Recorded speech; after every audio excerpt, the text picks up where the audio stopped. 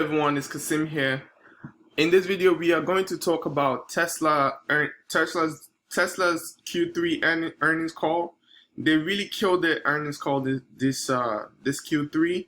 And as you guys know, I'm a big bull on Tesla. I'm a big fan of Tesla, and I do believe that they've won the decade. And this is one of my favorite companies for me to track their progress.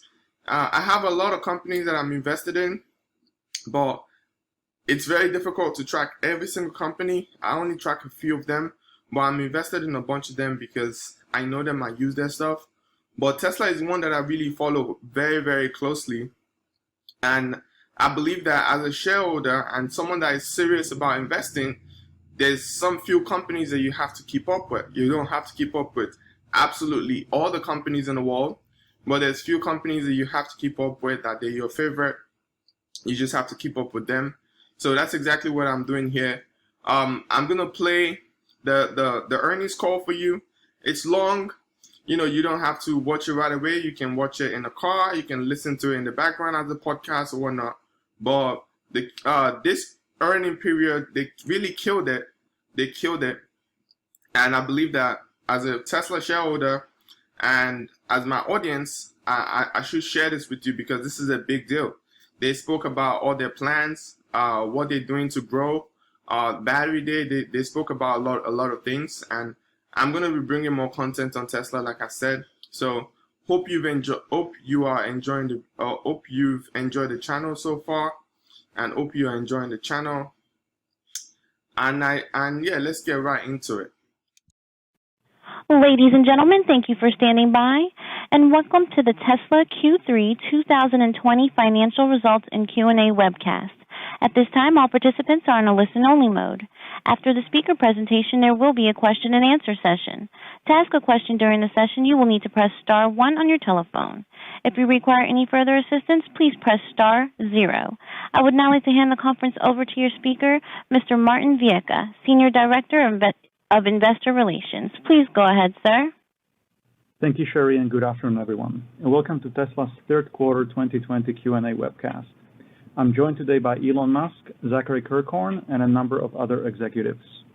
Our Q3 results were announced at about 1 p.m. Pacific time in the update deck we published at the same link as this webcast. During this call, we will discuss our business outlook and make forward-looking statements. These comments are based on our predictions and expectations as of today. Actual events or results could differ materially due to a number of risks and uncertainties, including those mentioned in our most recent filings with the SEC. During the question and answer portion of today's call, please limit yourself to one question and one follow-up. Please press star 1 now if you would like to join the question queue. But before we jump into the Q&A, Elon has some opening remarks. Elon? Thanks, Martin. All right, so Q3 was our best quarter in history. We achieved the record production and deliveries, record revenue, record net income, both GAAP and non-GAAP, and record free cash flow of $1.4 billion. This is really due to the amazing execution by the Tesla team. I could not be more proud to work with such a great group of people. Just really kick-ass performance throughout the world. Of course, we had Battery Day, so we showed our plans for how we can expand in the future and improve core battery technology, core cell technology at the form factor level, chemistry level, and I think most significantly at the manufacturing technology level.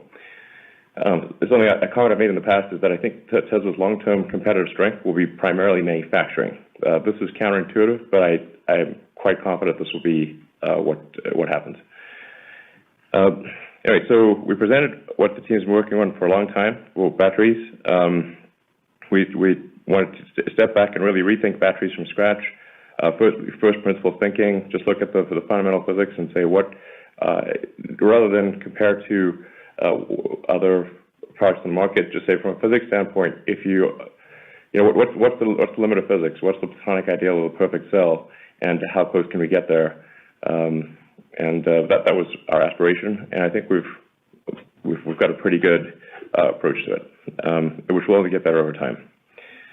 So we went through all of the engineering solutions for every important part of battery design and production, and we'll continue to iterate on that and just recursively improve the core cell and battery technology. the result we think in a few years will be batteries that cost half as much and where the capital expenditures required are a third or less of what they are today. And we expect Giga Berlin will see our first battery cell production line at scale. Regarding the full self-driving beta release, the Autopilot team, again, just a really all-star team. I spent a lot of time with the Autopilot team, and there's just a lot of really talented people in that team who've worked incredibly hard to get the beta release out. So I just really like to thank them for their hard work, and it's just a very smart group of people. So I think we're starting very slow and just very cautiously because the world is a complex and messy place, and so we put it out there last night, and then we'll see how it goes, and then probably release it to more people this weekend or early next week, and then just gradually step it up until we have hopefully a wide release by the end of this year. And of course, as the system collects more data and it becomes more robust. It's sort of like, how does Google as a search engine get better? It's because everyone is programming it by asking it questions all the time and clicking on particular links. So it's got this great feedback loop, and that makes it an extremely effective search engine. It's the same thing for autonomy. Having on the order of 1 million cars that are providing feedback and specifically feedback on strange corner case situations that you just can't even come up with in simulation. This is the thing that is really valuable. It's not like the obvious stuff. Obvious stuff you can do in simulation. But weird corner cases, only reality can give you that. So but we're able to say, okay, we need to train the system on this corner case situation, and look for examples so we can then train against those examples and improve some very esoteric corner case.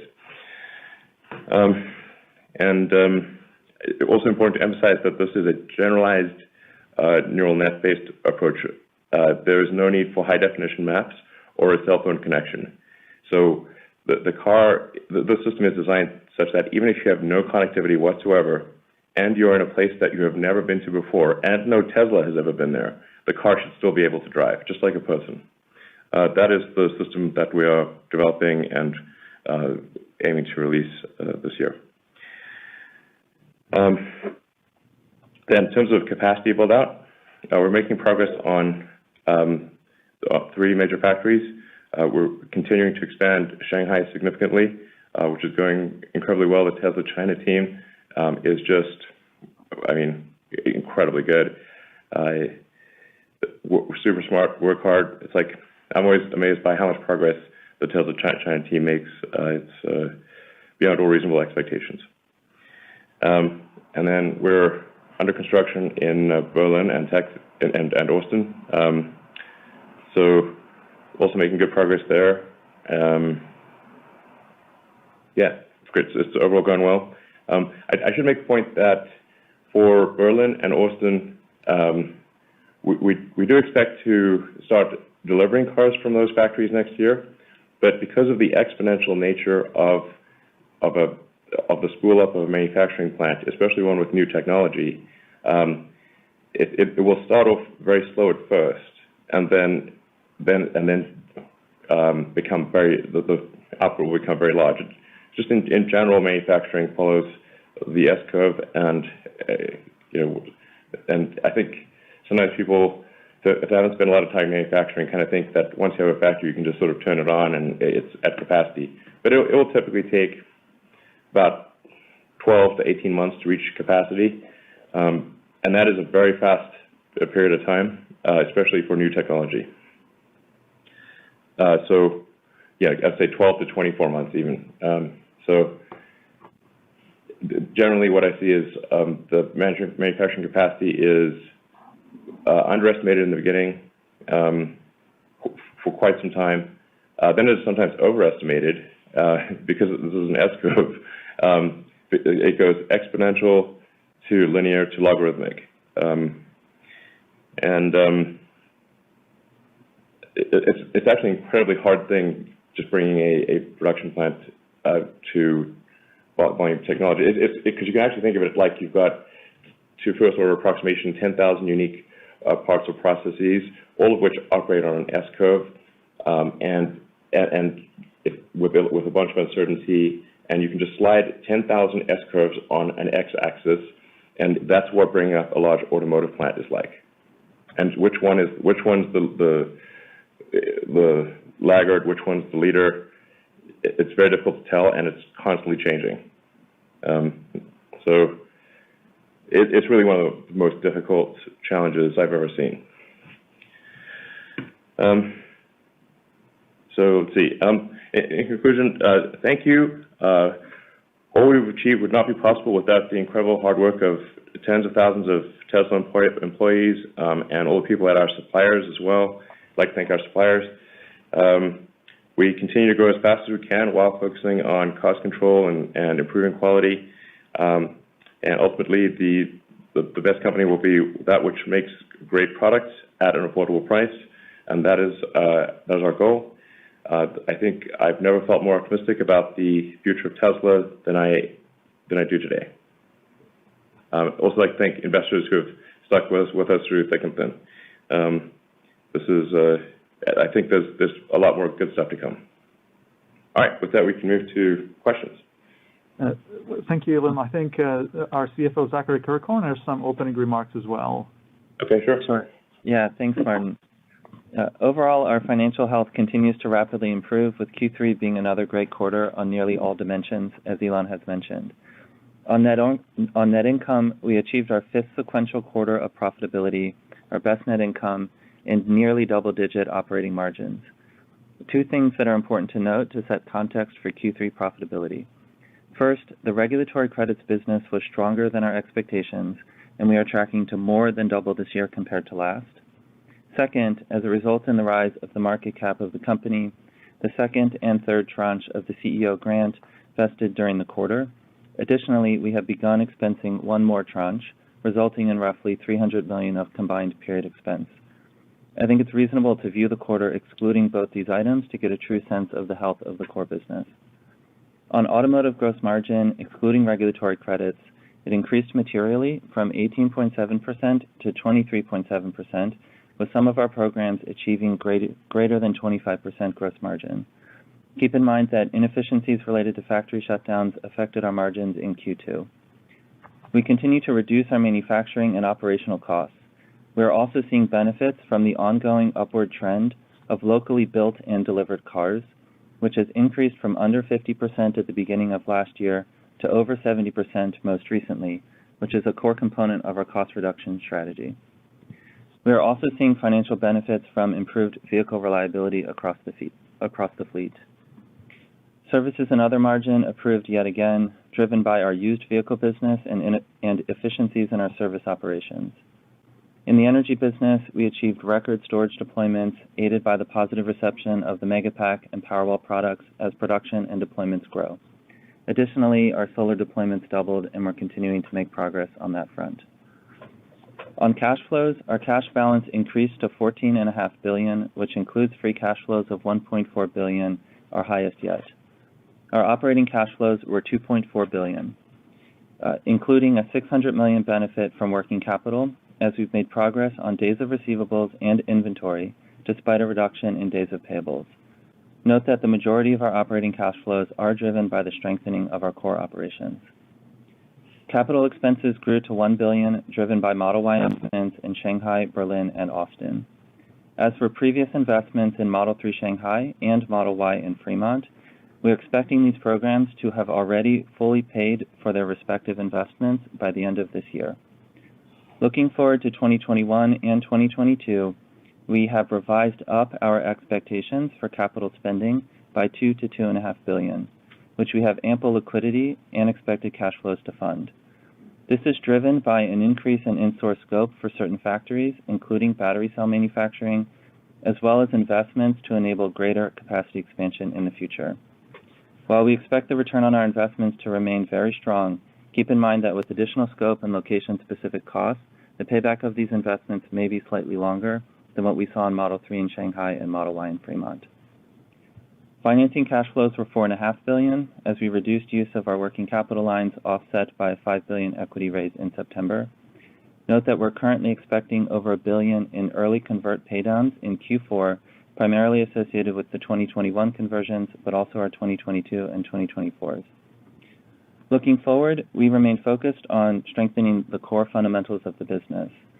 We are increasing production to meet demand, reducing costs, including localization, driving higher efficiency across the business, and tightening our cash conversion cycle. We've made tremendous progress on this front over the last year and a half. We're also aiming to achieve our original 2020 guidance of 500,000 deliveries, despite the operational interruptions earlier in the year. While this goal remains a genuine challenge, we believe it's possible with tight execution across the company. So congratulations again to the Tesla team for a great quarter and a great year. I'll hand it over to RJ Johnson, who joined Tesla earlier in the year and is leading our energy business, for a few comments. Thank you, Zach. First, I'd like to also thank and congratulate the team on a job well done. Q3 was a strong quarter for the energy business, and we're poised for continued strong growth in energy storage and solar. Megapack is going to be a large growth segment for the business, and deployments will continue to expand rapidly as the product reaches full capacity. We have more demand than supply through 2021, and we continue to ramp the product to match unprecedented demand across the globe through 2023 and beyond. Our order book is rapidly filling up through 2023 in the multiple gigawatt-hour scale. Large-scale solar plus storage is now more cost-effective than traditional fossil fuel generation in many locations across the globe. This trend will continue as we remove costs, which will further displace existing and new fossil fuel generation. This is true for standalone storage as well.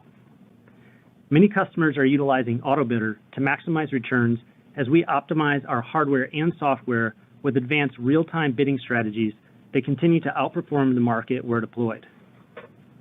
For Powerwall, we see continued strong demand for residential storage as customers seek increased reliability and backup home generation. We have a very large backlog of Powerwall orders, and we continue to invest to increase capacity to fulfill customer orders. We're just now capturing the full power of customer-sided solar plus storage, as customers in some jurisdictions are providing services back to the grid when they don't need to consume energy or have backup power. This has massive potential to reduce system costs and make the grid more efficient globally. In the United States, we lowered our residential solar retrofit price to $1.49 a watt after tax incentives, which is the lowest in the industry. We're able to do this by leveraging our online vehicle ordering infrastructure, which substantially reduces soft costs associated with sales and marketing. As a result, our fixed costs remain relatively flat as our volume and efficiency increase, leading to increased profitability in the retrofit business. We're using the same methodology across the entire energy business, including service, to capitalize on the technology backbone of the company. Solar Roof is especially exciting as we've gained significant experience over the last year in the installation process, which is a key enabler to scale the business. We've recently demonstrated our ability to complete Solar Roof installation in just one day. Please note, this still requires 1 to 2 days to remove the existing roof and prepare it for the Solar Roof installation. Clearly, there will be a range of installation times based on size, complexity, weather, and other factors. Overall, our reduced installation time provides a better customer experience and will enable the business to grow exponentially as scale effects allow for increased efficiency. In closing, we believe the energy segment is poised for strong growth as we continue to focus on increasing scale while reducing cost to maximize profitability. I want to thank the team again for their hard work, and I look forward to another strong quarter ahead of us. Thank you very much, everyone. And let's begin with questions from set.com. The first question from retail shareholders is Tesla planning to start 4680 cell production at Giga Berlin at the same time as vehicle production? Can Tesla share more information on what products will use the battery cells from the pilot line in Fremont?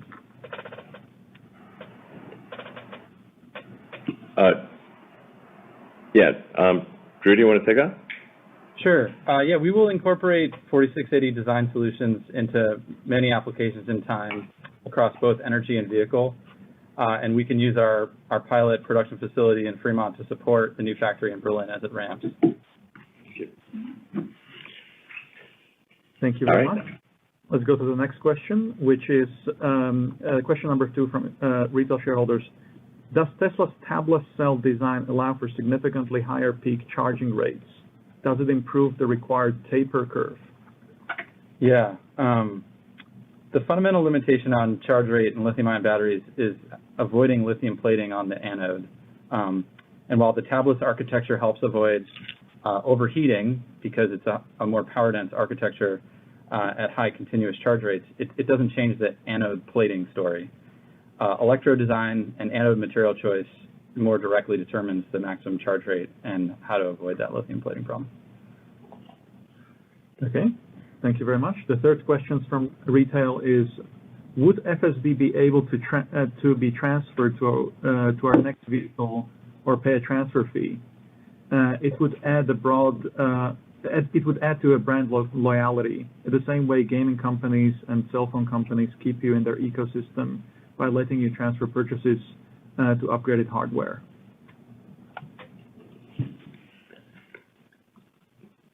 Yeah, I think we'll give it some thought. Yeah. Okay. The fourth question is, what are the remaining constraints to be solved for solar roof installations to ramp significantly? Carl? Yeah, this is Carl Peterson. I'm on the solar roof engineering and installation. The biggest constraint right now on solar roof ramp is getting enough installers on board and trained and experienced. We've made a lot of progress on this in Q3, and we're continuing to hire. The next opportunity is improving the material flow on the job site. We've talked about this a lot in the factory as well, that setting up the right packaging, kitting, so that every installer on the roof has the parts they need at their fingertips. Also, we've had great response from third-party roofing contractors as they're ramping up installations for solar roof on their customer homes, which is a big source of future growth. Thank you, Carl. Yeah. Now, I mean, here's the way to think about a product, in my opinion. You have to say, I think, what do you want the world to look like? When you look around the neighborhood, in the future, a decade from now, what do you want? What products are going to make your life better? What future do you want? And I think a future where we've got beautiful roofs with generating energy that are tougher and resilient and better in every way than a regular roof, and alive with energy, that's the future we want. The solar roof is a killer product. This will become obvious next year. Thank you. And the last question from retail shareholders is, you recently referred to Tesla as a conglomerate of startups. Other than manufacturing electric cars, what do you suppose will be the most valuable business units within Tesla over the next 5 to 7 years? Could you envision any of them ever spinning out from Tesla? Well, yeah, I was thinking about this today. I mean, there's probably in excess of a dozen startups effectively in Tesla. Every major product line is a startup. Every big new plant is a startup. And sometimes, frankly, we have to learn the lesson a few times before it sinks in. Even things like service and sales are startups. Other car companies, OEMs, they don't own their sales and service. So we have to create our service network. We have to create our sales and delivery network. We have to do this in, 40 countries, multiple languages. Something that people don't really even know much about is our internal applications team that writes the core technology that runs the company. We are not dependent on enterprise software. Like, for those who understand what this means, this is a very big deal. And my hat is off to the great work of the internal applications team. They write the nervous system, the operating system of the company, the Tesla operating system. extremely fundamental. Obviously, insurance is substantial. So insurance could very well be, I don't know, 30–40% of the value of the car business, frankly. And as we've talked about before, with a much better feedback loop, instead of it being statistical, it can be specific. Now, obviously, somebody does not have to choose our insurance, but I think a lot of people will. It's going to cost less and be better, so why wouldn't you? Then the whole autonomy thing is a startup. The computer chip was designing our own computer chips was a startup. Obviously, cells are a startup. Designing and making our own power electronics for the drive unit. Designing, manufacturing our own motors, chargers. The supercharger network is a startup. The thing I think that people just don't really understand about Tesla is that it's a whole chain of startups, and they're like, well, you didn't do that before. Yeah, but we're doing it now. And I mean, I think so far we've maybe been a bit slow with some of the startups, but I don't think we've had any of them fail. So far so good. No plans to spin anything out. That just sounds like added complexity. Thank you very much. Let's go to institutional investor questions. The question number one is, as a bridge to the ride-hailing network, could you leverage the insurance product to give customers the ability to rent out their vehicles via the app, thereby enabling the car to make money for them? So basically proprietary version of Turo. I think we're going to focus on enabling the robotaxi system. So you can just basically, that's really quite a small subset of the overall robotaxi or robocar thing, where you can have the car be autonomous for you. You can have the car be, shared with friends and family. You can add or remove it from the network. You can have it be entirely in the network. I mean, if you're an Uber or Lyft driver, you could be managing, a fleet of 10 cars. This sort of seems like a, shepherd tending the flock type of thing. It's like you just get way more leverage. So, I think that's sort of we could do that, and it wouldn't be very difficult. But we're going to just be focused on just having an autonomous network, that has sort of elements of Uber, Lyft, and Airbnb. Yeah. Thank you. And the second question from institutionals is, residential energy use accounts for roughly the same magnitude of carbon emissions as road transport. Today's boilers and aircon units are profoundly unsexy. Could you elaborate on hints that HVAC advances with the Y could also find use in a domestic system? Yeah. Go ahead, Drew. I was just going to say, I think one of the things we focused on with the Model Y and now Model 3 heat pump system was learning how to build a tightly integrated system capable of moving heat to and from anywhere, really, powertrain, battery, cabin, the environment, in outside ambient temperatures all the way down to like -20 C, so 30 C. And that's definitely applicable to the home's needs of heating and cooling the home and the water in your house. So certainly applicable. Elon? Yeah, absolutely. I think like the heat, for the heat pump in the car, being able to use the battery as both a thermal and an electric energy reservoir is very significant. Same thing could be applied to a home with the water heater, and the battery pack itself, of course. So, I think there's potential for an integrated home system that kind of does power generation, storage, heating, cooling, air filtration, water purification in a really tight package. We don't actually have like a prototype or anything, but I think conceptually that is something that would be probably good to have. Thank you. The third question from institutionals is, If meeting your long-term volume targets requires price reductions that preclude you from achieving your low double-digit stated margin targets for the autos business, will you still reduce prices accordingly? Well, we want to make our cars more affordable, and it's always important to separate out affordability from value for money. If the car is too expensive or any given product is too expensive, and people don't have enough money in their bank account, they simply can't buy it, no matter what the value proposition is. So it is important to lower the prices in order to such that people can literally just have enough money to buy it. I do not think we lack for desire for our products, but we do lack for affordability.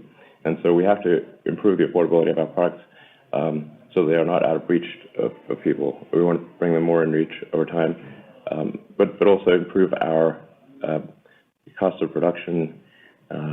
Obviously, we get hopefully a little bit better every year, or sometimes a lot better. And in terms of margins, all of these margins are going to look pretty comically small when you factor in autonomy. Yeah, two things I'll add to that. Without a doubt, I mean, we're moving forward to push as much volume as we reasonably can. So Elon talked to earlier kind of how the S-curve and the timeline of incremental factories looks like, and so we're moving full speed ahead with as much volume as we can reasonably move forward with. The second comment I'd make is if you just look at the journey of the company over the last year and a half, we have grown volumes and grown gross margins despite a number of price reductions over that period of time, and we've kept OPEX fairly stable during that period of time as well. And so the key is what Elon mentions here. I mean, we have to improve the affordability of the vehicle. We have to also continue to make progress improving the cost structure of not only COGS, but of OPEX, which we've demonstrated over the last year and a half, I think quite successfully, and improve the value of the vehicles at the same time. So in addition to reducing the cost of the car, we're making the cars better. And that's the formula to sell the volume. That's what we're focused on.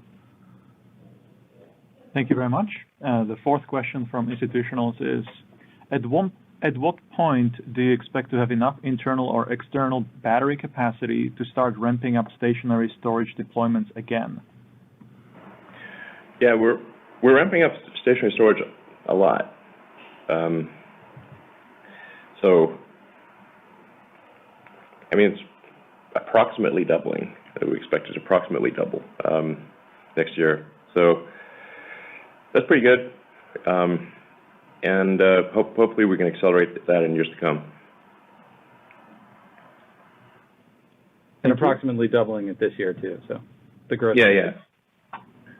I mean, if you just keep doubling things, pretty soon you hit the mass of the universe, and we'll need to start, turning Jupiter into cells.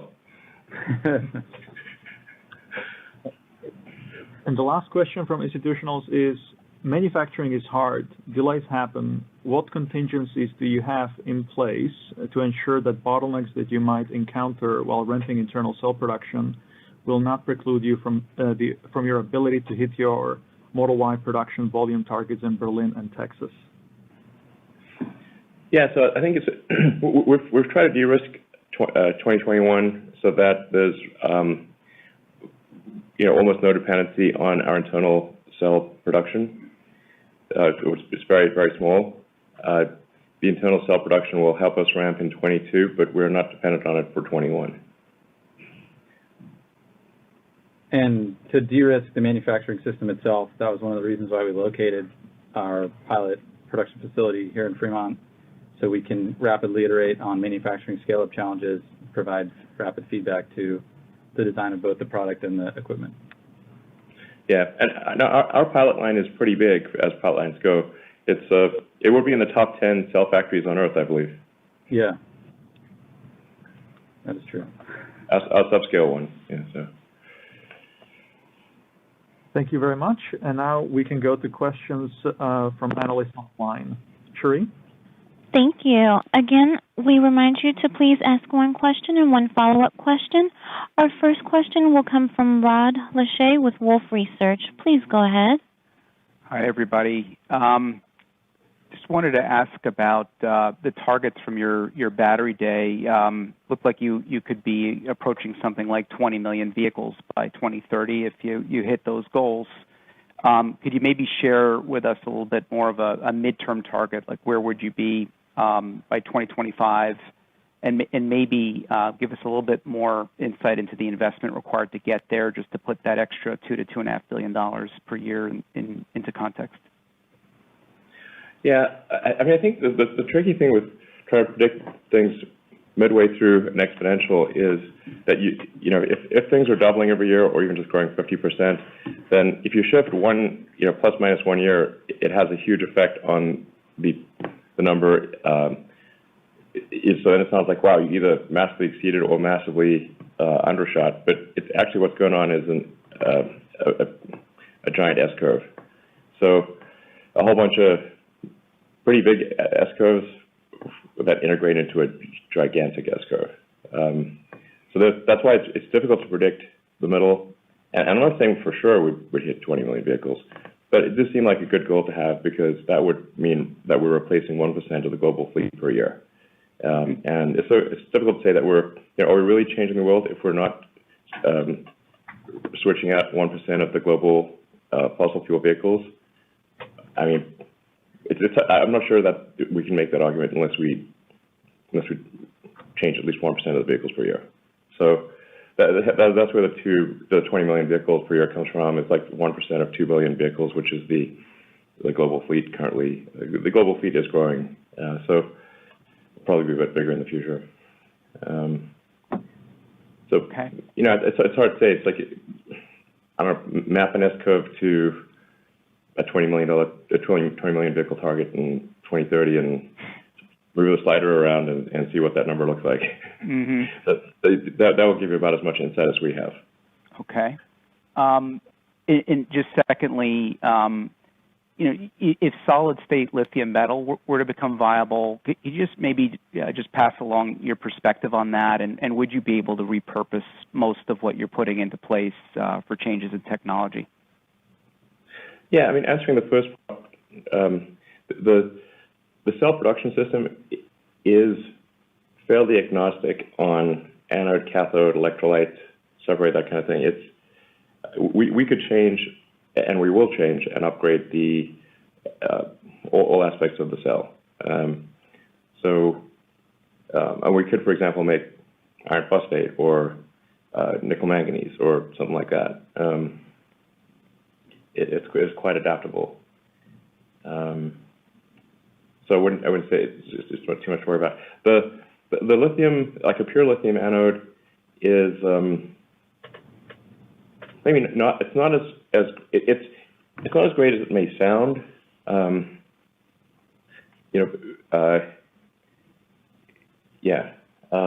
But volumetrically, you're not gaining all that much. Because if you've got nothing on the anode side, and you just play out lithium, it's got to go somewhere. So you got to have room for it. Lithium is less volumetrically dense in the pure metal form than it is intercalated into silicon. So it's kind of hard to understand, but that's the truth. And then, as we showed in our presentation, the total anode cost that we're talking about is only $1 or $2 per kilowatt hour. So the value of removing the anode material isn't super high either. So yeah, I totally agree, Elon. Yeah, exactly. But if it should turn out that a pure lithium anode is the right move, that would be no problem. Right. Agreed. Yeah. All right. Thank you. Thank you. Next question, please. Our next question will come from Colin Rusch with Oppenheimer. Please go ahead. Thanks so much, guys. You're talking about insourcing a number of processes. Can you talk a little bit about which processes you're moving in-house and the equipment that you're planning to make yourself versus some of the equipment that you'd be buying from other folks? Sorry, are you talking about for cell manufacturing or something, or? Well, cell manufacturing for sure, as well as on the molds that you've talked about. But in terms of the capex budget that you mentioned earlier, talking about the number of processes coming in-house and which equipment pieces you're planning to make yourself versus buying. Okay, Okay, well, I mean, Tesla is absurdly vertically integrated compared to other auto companies or basically almost any company. We have a massive amount of internal manufacturing technology that we build ourselves. We literally make the machine. In fact, we design. So like, okay, what is the thing we want to make? Design the machine that will make that thing. Then we make the machine. This makes it quite difficult to copy Tesla, which we're not actually that opposed to people copying us, but it's quite difficult because you can't do catalog engineering. You can't just, I'll pick up the supplier catalog, I'll get one of this machine, one of that machine, bingo, now I'm Tesla. You have to, there is no catalog. So we made the machine that made the machine that made the machine. We don't want to get carried away here, but, and quite frankly, we would like to outsource less. That would be great. Because then if we could take something that we're doing and outsource it, then we could take those people and we could have them do something else. Yeah, it's like we just make a crazy amount of machinery internally. That's also not well understood. If you just walk around the factory, you can just get a sense for it. Yeah, I don't know if this is like a smart move, but I just know, like, hey, if we're trying to make progress and nobody's got the machine that we need, we got to make it. So we do. Okay, and then the second question is really around, the balance sheet has really changed. You guys have run awfully lean, and you've got a lot more cushion at this point. And obviously there's opportunities around insurance to drive out some of the cost of ownership as well as financials. How are you guys thinking about that as you move into trying to accelerate demand a little bit and your ability to leverage your access to capital and enable some of those other products? Is that changing from where you've been in the past? Yeah, I mean, something like insurance is a good example of a product that's basically made by our internal applications team. So we made the insurance product and connect it to the car, look at the data, calculate the risk. This is all internally. It's basically an internal software application. It's pretty low capital, but has very high return. I don't know. We're trying to spend money at the fastest rate that we can possibly spend it and not waste it. That's our current plan. And so it's quite hard to spend money without wasting it. Or just, we're like really just trying to not waste too much of it, frankly. We will certainly waste some of it. But trying to not waste too much of it, this is very difficult. But otherwise, we just try to spend money as quickly as possible in a way that is sensible and yields more value than it costs.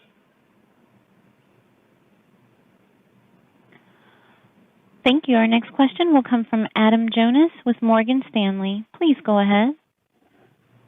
Hey, Elon.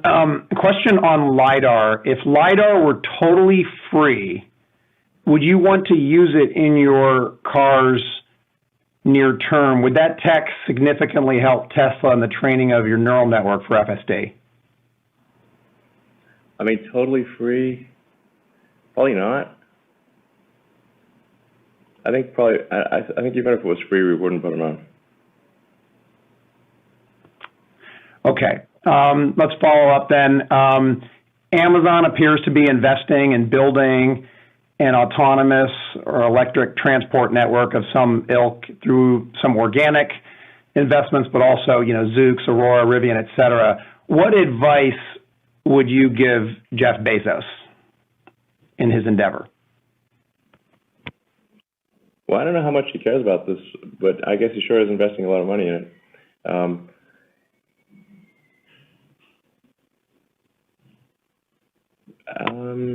I mean, I think you also need to if you care about autonomy, you need to focus on vision, because the entire road system is based on passive optical. So you have to solve passive optical to have a self-driving system that is a generalized solution. And once you solve passive optical, you've solved self-driving. So why bother with anything else? Thanks, Elon. Thank you. Let's go to the next question, please. Our next question will come from Pierre Ferragu with New Street Research. Please go ahead. Hey, thanks a lot for taking my question. A very simple one. You haven't talked that much about the Cybertruck today. And I was wondering how the ramp of that product is looking like, when we should see the product hitting the road, and how fast you expect to ramp volumes. Can I have a quick follow-up? Sure. I was in the studio actually on last Friday with Franz and the team, just going over sort of some improvements to the Cybertruck. Generally with at Tesla, we really aim to make the car that is delivered better than the car that is unveiled. Because it always drove me crazy. Car companies would unveil these awesome-looking cars, and you're like, great, can't wait till I make that. And then the car they actually make is like much worse, and that is it's like really disappointing. So, man, we always want to make the car that we deliver be better than the car we unveil, and that's the goal with the Cybertruck. So there's like a lot of small improvements compared to what was unveiled. I think it's going to be better than what we showed,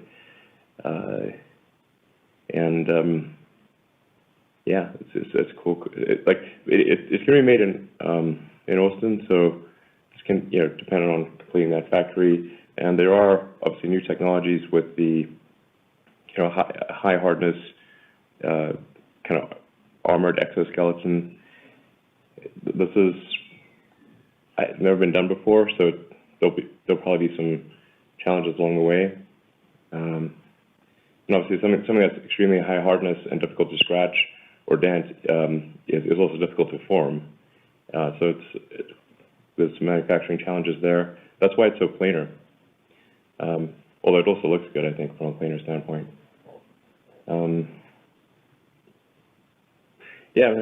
If all goes well, we'll be able to do some Cybertruck deliveries towards the end of next year. Yeah, so it's difficult to predict. I would say there's probably a lot of deliveries in 22 and some deliveries towards the end of next year if things go well. Okay. And now I'm trying to get a sense of how next year is going to look like. So if I look at your production capacity at the end of this year, it's going to be almost 850,000 units on an annualized basis. And you're going to increase capacity in Shanghai, open Berlin. You say today you would open Austin as well. So you're probably going to end the year above 1 million units. And so am I right thinking next year we should expect you to deliver like somewhere like between 840,000 and 1 million cars during the year? Yeah, go ahead, Zach. Yeah, we'll provide guidance on 2021 after next earnings call. I mean, it's in that vicinity. Yeah, you're not far off. Thank you. Thank you. Thank you. Our next question will come from Dan Levy with Credit Suisse. Please go ahead. Hi, good evening. Thank you. Just wanted to start with a question on the quarter. Zach, maybe you could give us a sense of where directionally Model Y and China Model 3 gross margin was in the quarter relative to Fremont Model 3. And then just a little more color on the gross margin in the quarter. Was this just purely a function of higher volume, or was there also FSD revenues? Just puts and takes on the gross margin in the quarter. Sure. On your question about FSD, there was a small amount of deferred revenue released. Is not particularly material in the $10 million range for the quarter. With respect to product margins, what we're seeing across the board is just continued reduction in cost, really across every product. Shanghai continues to make good progress there. Model Y cost is also coming down quite quickly as we ramp that. But we've guided in the past that Model Y cost should be roughly equivalent to the Model 3 built-in Fremont cost. It's not quite there, and it's also a bit of a moving target. As Model 3 Fremont cost comes down, Model Y also has to come down with that.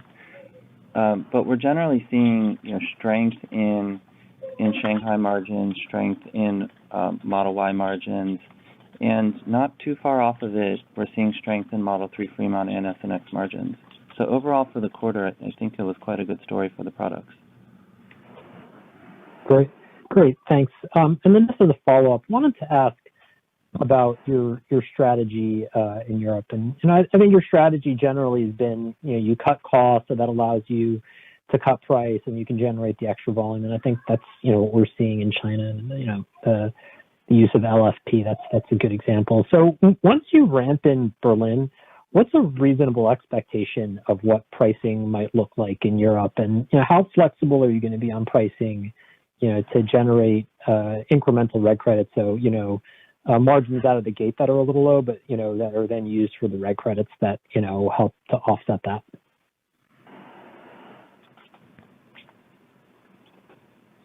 Yeah, but what I think I would say generally to the question is, we've been in a position for some time now where we are prioritizing where in the world we send our production. And, there's different factors to that depending upon when different product changes are made, what the logistics routing looks like, different things going on in different markets. But we are in a position where we need to prioritize. What we're trying to do as fast as we possibly can is get production up higher so that we're not in a position of needing to prioritize again. I think that gets at the sentiment of your question. Okay, let's go to the next question, please. Our next question will come from Gene Munster with Loop Ventures. Please go ahead. Good evening. Question on the semi. If you could just walk us through the development of mega chargers, platooning, and maybe just how you think about autonomy for Tesla Semi and how you envision it impacting the broader trucking industry beyond just EV. Well, actually, Jerome, do you want to ask that? Yeah, we continue the development of the Semi, and in particular, mega chargers. We realized that the 350 kilowatt or so that we might be looking for cars is not going to be enough for Semi. So we're looking for something much more powerful than that that can achieve essentially charging as fast the Semi as you during a break.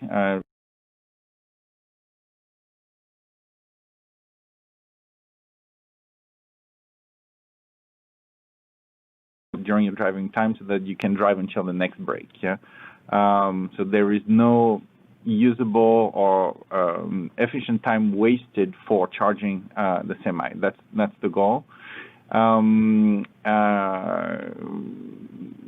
We're working with other parties to make sure that there is a standard infrastructure that will be able to be deployed for all customers. That's probably all I can say at this point. So we're not working on. Sorry, go ahead.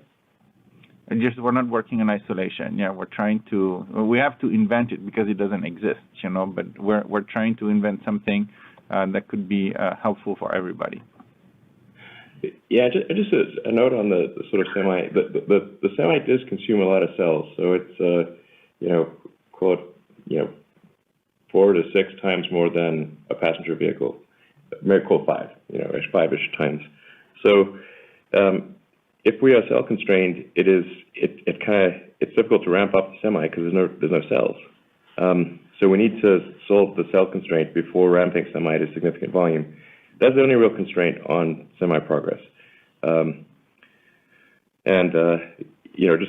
found over and over again we just kept running into cell production limitations, and then we're just taking things out of one pocket and putting them in another.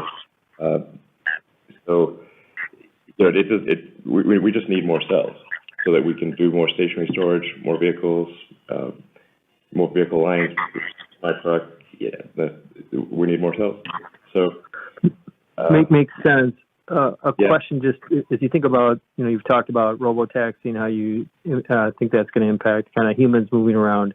How do you think about Semi impacting freight longer term? I mean, is this something that is nice to have and a complement to all of your tech getting in new markets, or do you think that this could be a material business? I think it's very material, for sure. Really long term, all transport will go autonomous. Horses are already autonomous. But all transport will go autonomous. So including semis. So it'll be pretty significant. And the technology that we're putting in semi is identical to what we're putting in the other vehicles. Yeah, it's just bigger and more motors. Yep. Thank you. Let's go to the... Our next question will come from Ben Kallo with Baird. Please go ahead. Hey, thanks for taking my question. Hey, Elon, what do you think the biggest structural issue is with the, let's call it old school OEMs, or one or two of the structural issues for them not getting their act together and catching up with you? And then you mentioned what we want the world to look like ahead of us. What do you envision that? Is like just Tesla or Tesla and Rivian or what? Thanks. Well, I do think there will be other car companies. I don't think we're going to be the only one.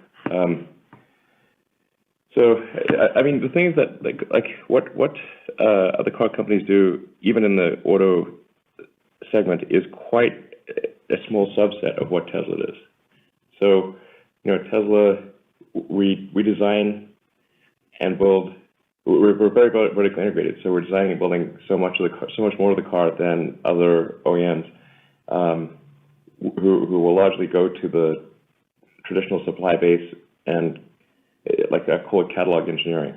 So it's not very adventurous, and it basically ends up like all the products end up looking the same because they're going to the same suppliers. So I mean, to the degree that you inherit the legacy components, you inherit the legacy limitations and cost structure, and so you kind of need to make new ingredients, new parts, and then there's no machine to make those parts, so you have to make the machine that makes the parts.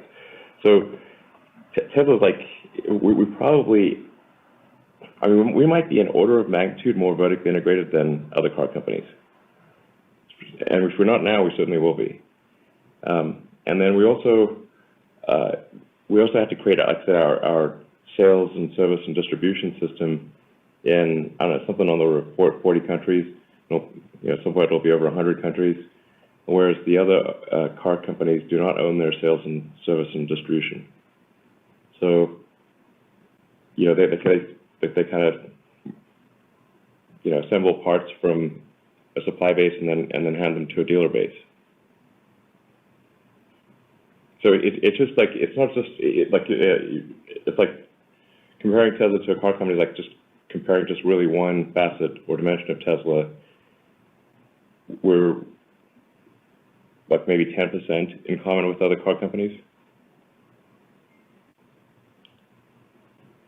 Thank you. Let's go to the last question, please. And our final question today will come from Philippe Houchois with Jefferies. Please go ahead. Yes, thank you for taking my questions. I've got two. The first one for me is try to understand your business model for stationary storage. Have your thoughts on it? I mean, there are two broad directions for me. One is selling hardware, which is a bit of a cost-plus business. And I'm just wondering if there's an opportunity where Tesla could actually share into the savings that utilities in particular could be able to achieve in grid stabilization. The information I was able to get on your business in Australia a few years ago suggests that, given the savings that are achieved, your hardware could have been sold at a higher price. I'm just wondering if you have, you can share views on where the business model is going. Yeah, I think you're probably right about that. I mean, RJ and Zach, what do you guys think? Yeah, I mean, we're already seeing this in Australia, where we're seeing behind-the-meter aggregation that is providing grid services back to the grid, which effectively reduces the price to the customer and reduces the prices for the grid operator. So you're seeing this trend happening across the globe. And it's going to be at the residential level as well as the wholesale level. So, Megapack on one end and then Powerwall on the other side. Those two working together in tandem, and the software layer on top of it, AutoBidder being that really is going to help make the grid more efficient using the hardware platform and software together. And just a point of clarification, the large battery power plant in Australia, we continue to operate that power plant and generate revenue in the market. So whether we could have sold it for more or less, like we're continuing to make money off of that power plant. Right. Okay, thank you. And the follow-up question I had was, during the battery day, you talked about this cell vehicle integration approach, which is very interesting. And when I think about it, it looks like this means that the skateboard design that Tesla pioneered and many of your followers are using is going to become obsolete. Or am I not thinking about it the right way? It will be obsolete long term, yes. Mm-hmm. But I mean, yes. Are we talking? Yeah. I mean, several years from now, it's not like existing cars stop having value. It's just that that if you have a structural pack where the pack is contributing structural value to the car, because of like the composite honeycomb effect of shear transfer between an upper and lower plate, then anything that doesn't do that is going to have to have duplicate hardware. It's going to weigh more. It's going to cost more.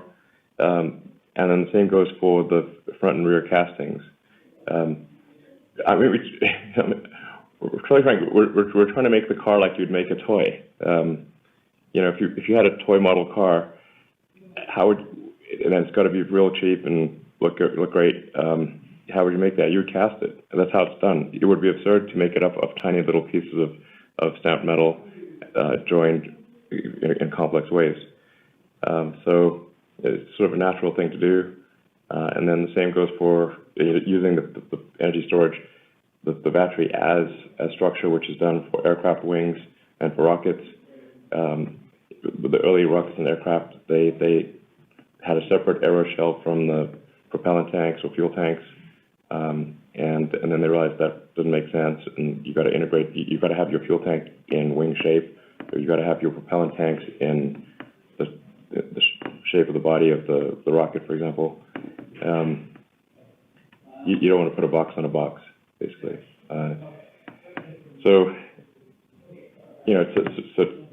Which over many years made it like basically uncompetitive to have an aircraft that has separate fuel tanks from the wing. The wings need to be fuel tanks. But I wouldn't think of this as like it's like an overnight transition. It's several years. But then, like I said, over time it won't be competitive to have a different architecture, in my opinion. Thank you very much. Unfortunately, this is all the time we have for the Q&A today. Appreciate all your great questions, and we'll speak to you again in about 3 months. Thank you. Goodbye. All right, thank you. Yeah, I hope you've enjoyed all the things that you've heard from Tesla so far. I'm excited about all their plans. On this earnings call, they didn't really say too much about the $20,000 car. They didn't say much about the battery or whatnot. But as you can tell from the earnings call, it's jam-packed with great information. As Tesla shareholder, I'm personally excited about the company's journey. So I thought let me bring this to you, my audience. So hopefully you find this video insightful. If you like what I'm doing here, please take a second to subscribe to the channel, like the video. It really helps the channel out. I'm new to YouTube, so by you clicking that like button, it helps me out. It helps out the channel. Thank you very much, and I hope to see you on the next videos. Thank you. Bye.